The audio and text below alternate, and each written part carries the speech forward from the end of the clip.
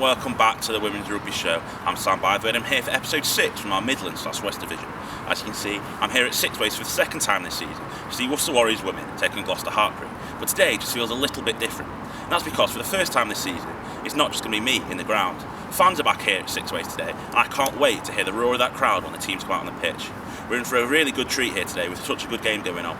But before you do that, make sure you like this video, subscribe to the Women's Rugby Show on YouTube and turn on those notifications. Follow us across all social medias and check out Rugby, our sponsor, and we'll put a link to their website in the description. Have you done all that? Yeah, now let's get on with the action. We are 6 games into the Premier 15 season. Before yesterday, Worcester sat 8th in the table and Gloucester-Hartpury were 5th, just outside the playoff places. But obviously, that was all without crowds. Obviously, with 2/3 of the season to go, crowds can make a huge difference, and Worcester will be hoping to restart their fortune and kickstart their season in front of a home crowd today. If they're going to grab just their second win of the season, Worcester will have to overturn a poor record against visitors today. I'm sure Worcester fans won't mind me saying that poor is actually an understatement. Worcester have actually never beaten Gloucester-Hartpury in the Premier 15s in their 5 meetings so far. They've only ever scored 10 points and 1 try. So it's going to be a tough one today, but I'm sure they'll be pushing through. Sean Lee's Gloucester-Hartpury side will be confident coming into today's game on the back of a strong performance against unbeaten Harlequins last weekend. Despite falling to a 17-point defeat, Gloucester impressed everyone against the Quins and arguably deserved at least a point. We've seen Gloucester-Hartpury play a number of times this season, and we saw them last against Sale a fortnight ago. They really impressed me with the way they exploited the weaknesses of their opposition by using their backline really well. And to beat Worcester today, they'll have to get that backline firing. Despite winning just once so far this season, Joey Upside's results don't actually tell the full story. As we mentioned when we were last here before Worcester played Loughborough, they've put in performances that could have beaten some of the top sides in the league, in Saracens, Wasps and Loughborough Lightning. But can Joey Upside get that result today? If Worcester are going to get that win today, they're going to have to rely on their forward pack, including the versatile Flo Long, who's shifted back to tight head today from loosehead prop after the injury to Laura Keats last week, as well as their back row in Taz Bricknell, Alex Callender and England international Alex Matthews, who lines up at number 8. But Gloucester are strong as well, and as I mentioned earlier, if they get that backline firing and start exploiting the weaknesses in the Worcester defence, then they'll certainly possibly push the victory today. But I think with Millie Wood, Hannah Jones, Mo Hunt in this team, it's going to be a tough ask for Worcester today. And although I am predicting a Gloucester-Hartpury win, I'm actually going to think that Worcester are going to push them close. They're going to put in another one of those performances that is deserving of a victory, but they just won't quite come today because I think Gloucester-Hartpury are just that another level above him. So it's going to be a tough one for Worcester. It's going to be a great game. So here are going to be the teams that take to the pitch behind us for this contest. Joey App has made 3 changes to a Worcester side that lost to Sale Sharks last weekend. There's just one change in the backline, with former England under-20s international Meg Varley coming into the side in the centres to partner Jade Sheckles. In the forwards, Carol Thomas comes into the side for a full debut at loosehead prop, with Flo Long moving to tight head in place of the injured Laura Keats. The final change to the starting 15 sees Sinead Harris move into the second row from number 8, with Taz Bricknell coming into the team at blindside flanker to partner Alex Matthews and Alex Callender in the back row. Changes to the bench see Roger Mine, Philippa Rawbone and Brooke Bradley coming into the 23. Sean Lynn has made just 2 changes to his Gloucester-Hartpury side after last week's defeat to Harlequins. The change in the backline sees Ellie Underwood coming into the starting 15 on the wing in place of the injured Kelly Smith. The only other change sees Cara Hope moving from the bench to the starting lineup in place of Eleanor Perry. There are 3 changes to the Gloucester-Hartpury bench, with Laura Swan and Amber Robson coming into the 23, as well as Mia Venner, who makes a return from injury.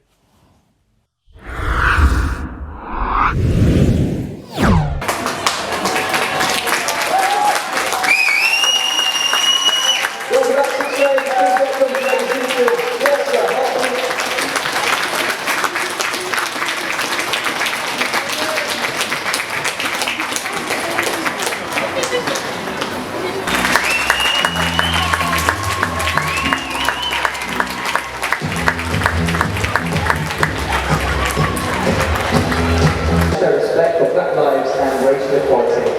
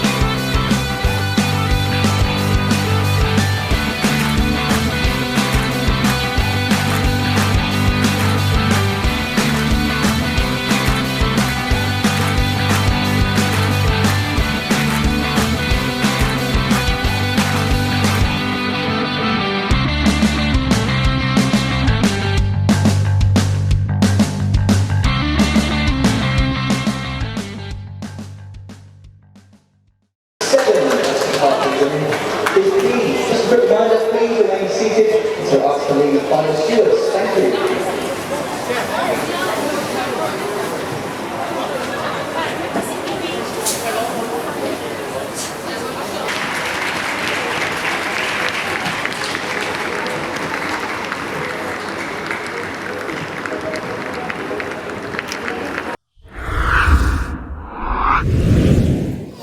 First of all, once again, it's so near yet so far. Where do you think it went wrong out there today for you? I think it just took us too long to kind of get into it.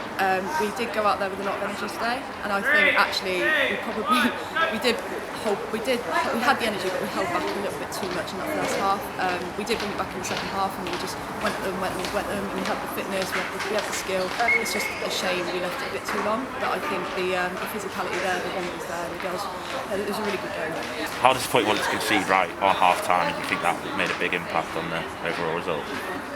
Yeah, I think it did, definitely. Like times like that when you concede, it is a bit of a weird one. But I think that definitely made an impact. But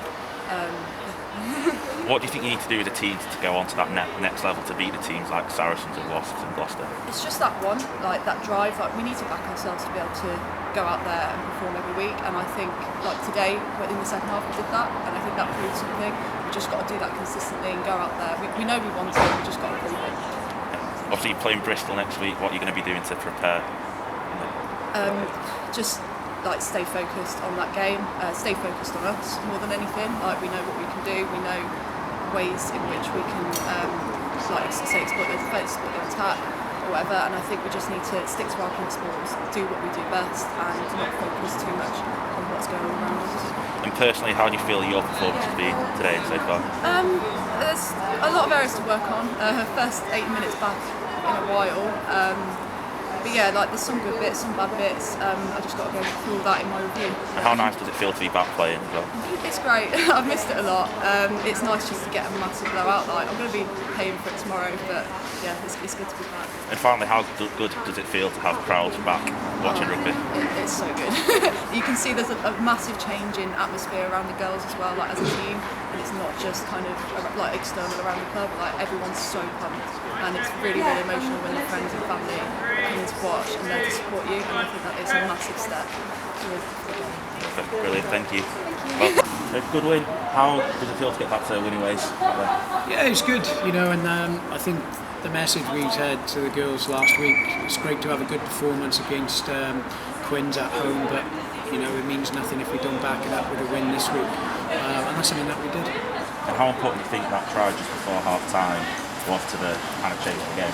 Yeah, it was vital, and something that we said is when we're going into that red zone, we've got to come away with points, and that's something that they did today. Took early points on the penalty, and then finish off going in, like you said, good momentum going in at half time. And you were defending for a good period of the second half. How important do you think that is as well, to backing up your attacking to be strong defensively as well? Yeah, it is definitely, and that's something the big message that we said at the end there. To hold them out for so long, scrums and pick and goes was really good, and there's some positivity. But if we're looking at turning that positivity going into their red zone, we need to be more accurate. How important do you feel it is to keep winning this season on the strength of all the other teams at the top end of the league? Yeah, it is definitely. Winning, you get into good habits, but also it builds good momentum. So it's very important. Obviously, going forward to DMP next week, how are you going to be prepared for that one? Yeah, just as normal. It's a normal week for us. Full credit to DMP. They're working hard as a team, and that is something that we've got to make sure that we're putting things right for us next week, and then looking to go from there. Finally, you played in front of the crowd today. How important do you think that is for the game, and how enjoyable is it to be having the girls playing back in front of the crowd? Well, I just think it's very special for the girls who have been working hard over the pandemic, and having their loved ones or friends, family coming to watch them. I think that's quite special to try and get a little bit of normality in these tough times. Perfect, thank you. And well Thanks, done guys. well. Thank you. Cheers. Our Rugby RFC in Women's Rugby Show player of the match was Gloucester-Hartpury centre Tatiana Hurd. Hurd impressed us in the first half in her attacking and defensive display, and also kept her side in it in the second half with a really impressive and strong defensive performance. So she is our Rugby RFC player of the match. So full time here at Sixways, Gloucester getting the win 15-7. As I predicted, it was a close one, and Gloucester did use their backs to score their tries. Ellie Underwood scoring in the first half just before the break, and I think that changed the game. Worcester were in that first half for so much of it, pressuring Gloucester, pushing their defence hard, and Gloucester held out, but they didn't hold out in the second half when Worcester got their try. And Worcester were really impressive in the second half. They used their forwards, their impressive back row, Taz Bricknell, Alex Callender and Alex Matthews, who was outstanding for them Worcester today. And obviously, it just wasn't enough for them. Gloucester were too good, they held them out too well, and I think that was, as Sean Lynn just said, that was a good mark for Gloucester to keep Worcester out and stop them doing that, stop them getting over the line, because too many times this season they have conceded in those situations, like against Saracens and against Harlequins. So to stop that doing that today is a success for Gloucester, and that's a win. But it was a good win for them in the end, and they're going to go to head to DMP now next weekend and to push for more of a win, hopefully push for a bonus point win, up that points difference as well to challenge for the playoff places. So that's it from us here at Sixways. Before you go, make sure you like this video, subscribe to the Women's Rugby Show on YouTube and turn on those notifications. Follow us across all social medias using the @Women's Rugby Show, and check out Rugby RFC, our sponsor, and if you use the code The Women's Rugby Show for a discount as well. So thank you, and we'll see you again soon. Goodbye.